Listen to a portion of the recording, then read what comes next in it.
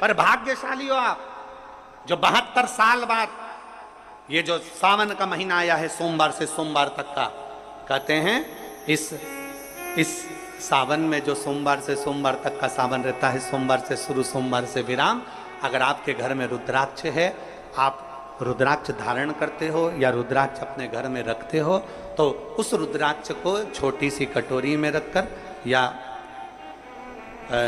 एक पात्र में रखकर 7 बार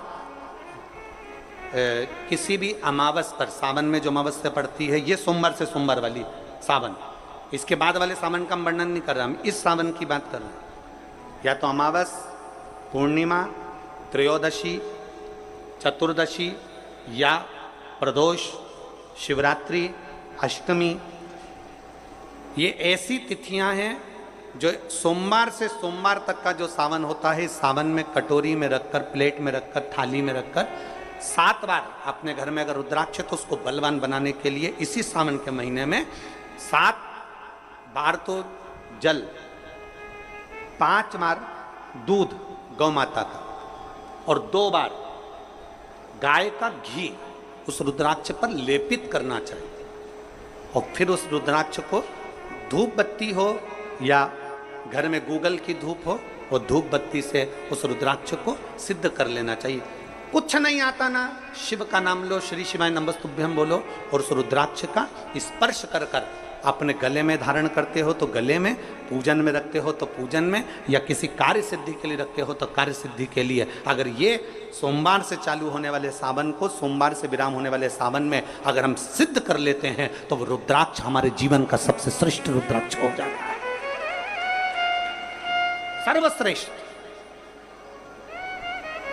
अभी हमारे सीहोर में कुबेरेश्वर धाम पर ये जो सावन का महीना आया है, इस सावन में हमारे यहाँ कुबेरेश्वर धाम पे वैसे तो जो महाशिवरात्रि आती है, जिस समय रुद्राक्ष उत्सव होता है, उस समय पर रुद्राक्ष को सिद्ध कर लिया जाता है। पर जो सावन ये आया है, इस सावन में हमारे यहाँ प्रतिदिन बाबा के रुद्राक्ष को सिद्ध करते हैं। प्रतिदिन नियम है रुद्राक्ष पर जल चढ़ाना, दूध चढ़ाना, घृत लगाना और बाबा के रुद्राक्ष, क्योंकि इतने भक्त आते हैं उनके लिए वो रुद्राक्ष सिद्ध होता है।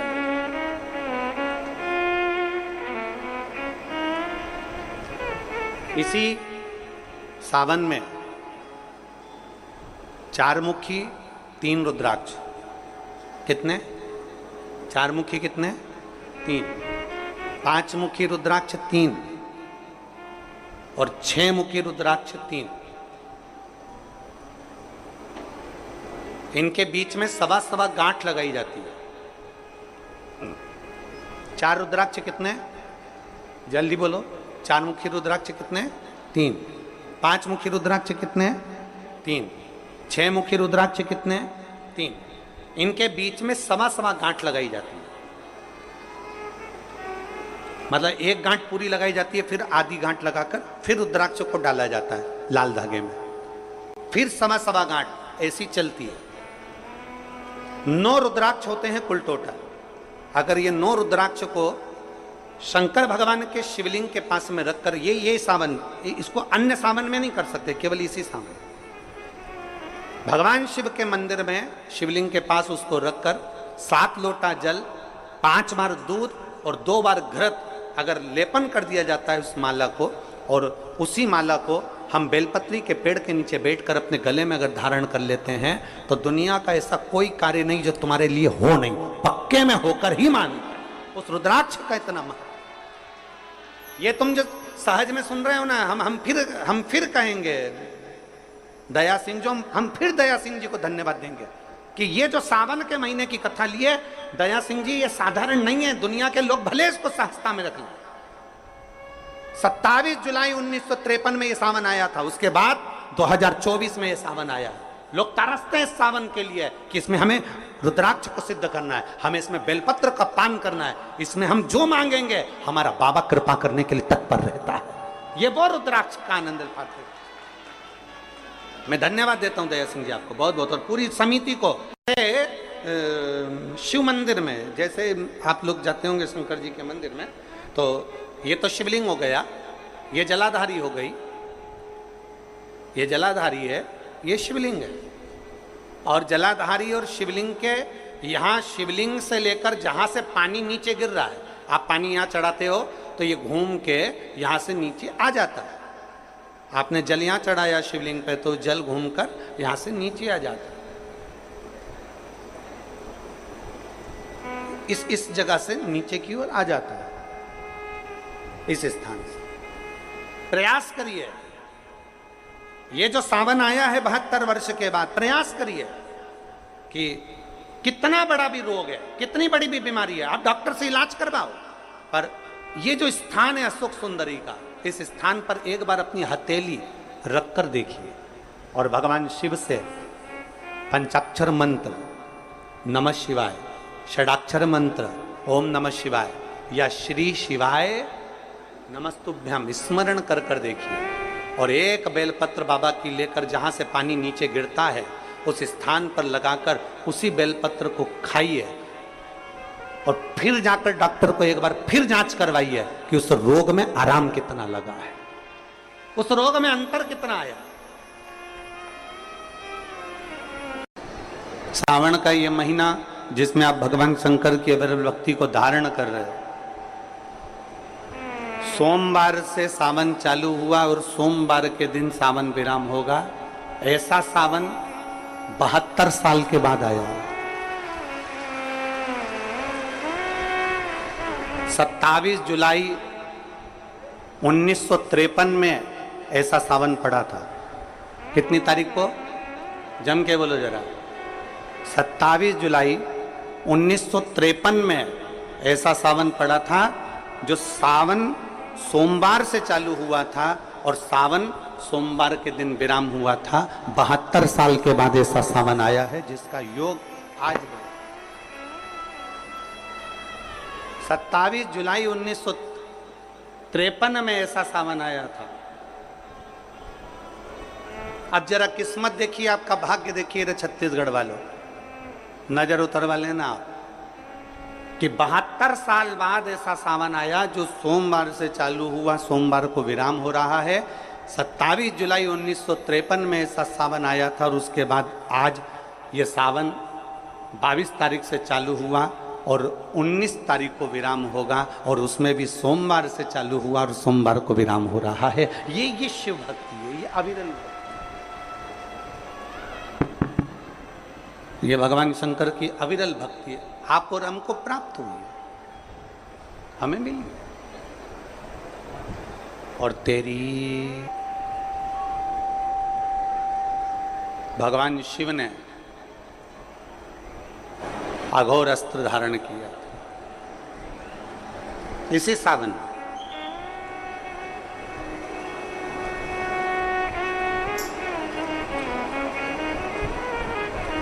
एक त्रिपुरासुर असुर हो गया, 3 पुरियों का निर्माण कर कर वो निवास कर रहा है।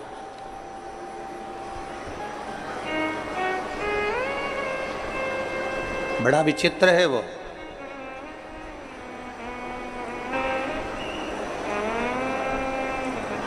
बहुत सावन आते हैं, सारे सावन आते हैं।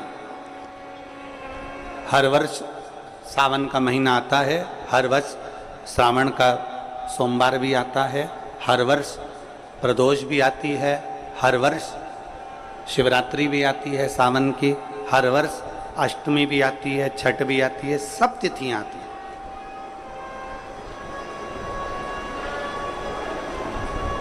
ये सारी तिथियां हर साल आएंगी, हर साल प्राप्त होंगी, पर जो योग मेरे देवाधिदेव महादेव का लगा है सोमवार से प्रारंभ होकर सोमवार के विराम का, ये सावन बार बार नहीं आता, ये सावन इतनी जल्दी नहीं आता। जो 72 वर्ष के बाद 27 जुलाई से 1953 के बाद में आज योग लगा, जो 22 जुलाई 2024 में प्रारंभ हुआ। बहुत बहुत ना जाने कितने कितने कितना कितना साधना तप असुर का वध कर दूं, पर नहीं मर। ब्रह्मदेव ने विचार करा कि त्रिपुरासुर का वध कर दूं, नहीं मर। आखिरी में खबर गई भगवान देवाधिदेव महादेव के पास। भगवान शिव जी के पास। भगवान देवादिदेव महादेव, मेरे महाकाल राजा, मेरे कालाधिपति, मेरे ओमकारेश्वर, मेरे विश्वनाथ, मेरे परली वैद्यनाथ, मेरे वैद्यनाथ, ओगरदानी, मेरे केदारेश्वर, भगवान शिव विराजमान थे, नेत्रबंद थे भगवान शिव। और सबने, सारे देवताओं ने जाकर भगवान शिव से विनय करी, निवेदन कर, भगवान देवादिदेव महादेव से निवेदन कर। और जब भगवान शंकर से निवेदन किया, भगवान शिव से विनती करी, भगवान शंकर से बारंबार जब प्रार्थना करिए, भगवान शिव से बार बार विनय किया गया, तब भगवान शंकर ने नेत्र खोले और भगवान शिव नेत्र खोलकर पूछे, ऐसा क्या हो गया जो आपको आना? ये 33 कोटि देवता, ये सारे देव आज मेरे पास में, कारण क्या बन गया? कौन सा कारण?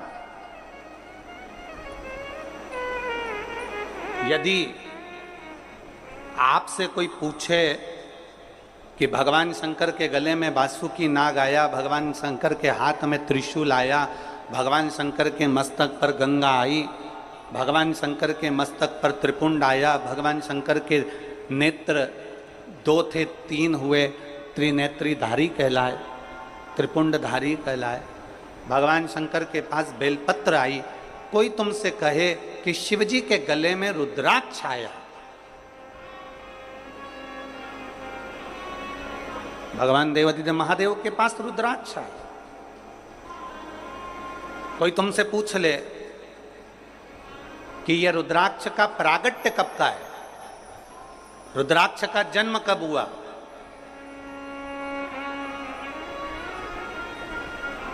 रुद्राक्ष प्रकट कब किया गया,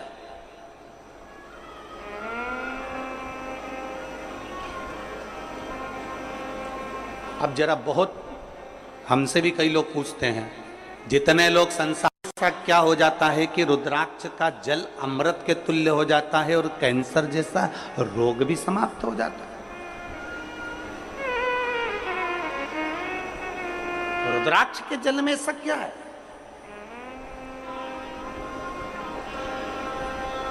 एक माँ ने पत्र में लिखा है कि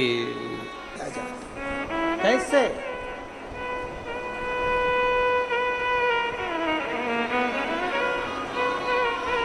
शिव कथा कर रही है, भगवान शंकर का संवाद कर रहा है,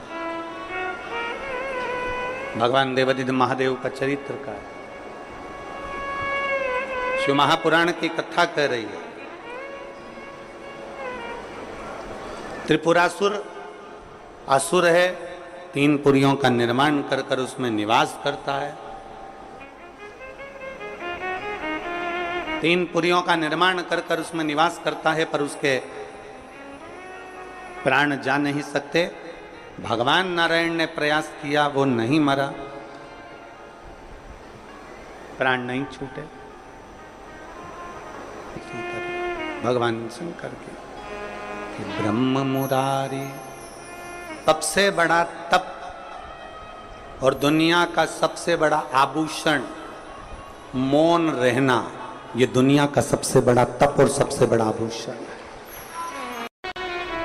हम भगवान शिव को किस तरह से रिझा सकते? और फिर निवेदन करूंगा, जितनी सरलता से, जितनी सहजता से आप शिव को रिझाओगे, उतनी सरलता से शिव रिझता है, उतनी सरल।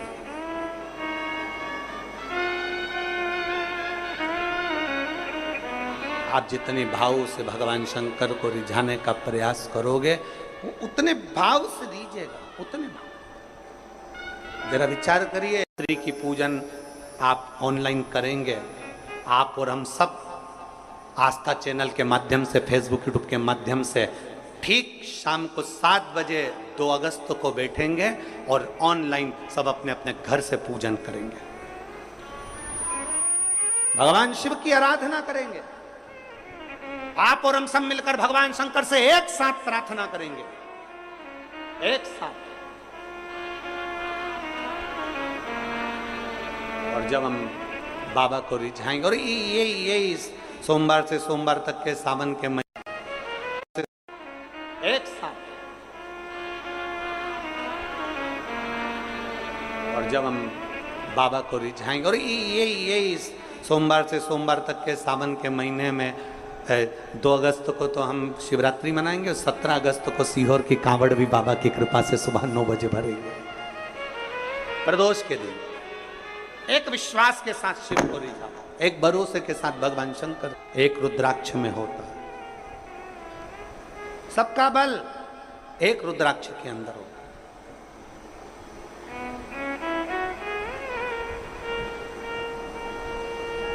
कई जगह पर रुद्राक्ष पर रिसर्च किया जा रहा है। वो 2 कंपनी का नाम तो हमको स्मरण में था, मुंबई की, और 1-2 कंपनी काशी की हमारे स्मरण में, पर नाम याद नहीं आ रहा। कई जगह पर रुद्राक्ष पर रिसर्च चल रहा है कि आखिर रुद्राक्ष में ऐसा क्या होता है कि तांबे के कलश में गलाया और उसका पानी शिव जी को चढ़ा कर आचमन किया तो फल मिल जाता है, रोग मुक्ति हो जाती है, श्रेष्ठता हो जाती है। कोई बाच रहा है तो वो शिव ही बाच रहा है, इसमें कोई प्रदीप मिश्रा या कोई अन्य महाराज नहीं बाच सकता, बाचने वाला शंकर है। कथा सुन रहा है तो आप नहीं सुन सकते, आप ये 3 घंटा एक जैसे आसन लगा के कहाँ बैठ सकते हो? तुम आधा घंटा कहीं नहीं बैठो, तुम फिल्म देखने जाओ टाकीज में और एक जैसी बस यूं बैठी बैठी रहो, 25 बार तो मूंगफली चबा जाओ, 2-4 बार आइसक्रीम खा जाओ, उतनी देर में भी तुम कहीं सीट पीछे आगे नीचे ऊंचे मर्जी पड़ी। आधे 2 घंटे की फिल्म में 15 मिनट का इंटरवल, फिर चले गए, फिर घूम आए, फिर बैठ गए। अब यहां तो तुम्हारे को 1 बजे कथा है, 4 बजे तक, कितनी बजे आके बैठते हो? 10 बजे सवेरे, 9 बजे सवेरे यहां आके बैठ जाते हो। अब 9 बजे से पानी की बोतल साथ में, थोड़ा बहुत सामान अपने साथ में, और बच्चे आए हैं तो फिर उनका भी सामान साथ में, तो फिर 10 बजे से एक जैसे बैठे, और 4 बजे कथा छूटेगी, सब अपने अपने घर जाते जाते 5 बज जाए, 5:30 बज जाए, कोई 6 बज जाए। समय जरा देखिए कि तुमने शिव को कितना दिया, शंकर को कितना समर्पित किया। नर्मदा पुराण कहती है कि जिस नगर में, जिस कॉलोनी में, जिस सोसाइटी में, जिस मोहल्ले में, जिस क्षेत्र में शंकर का शिवलिंग रहता है, शंकर का मंदिर रहता है, वहां कभी अकाल नहीं पड़ता है, वहां शिव संभाल ले।